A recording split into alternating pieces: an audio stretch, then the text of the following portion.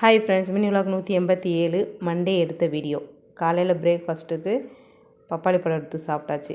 நான் வெயிட் இதை விட கெயின் ஆக வேணான்னு சொல்லி நினச்சி சாப்பிட்டுட்ருக்கேன். ஆனால் இது கெயின் தான் திரும்ப திரும்ப ஆகுது, எக்ஸசைஸ் செய்கிறதுல இல்லை. அதனால் லஞ்சுக்கு வேர்க்கடலை தங்கச்சி வேக வச்சு கொடுத்தா அதை சாப்பிட்டாச்சு.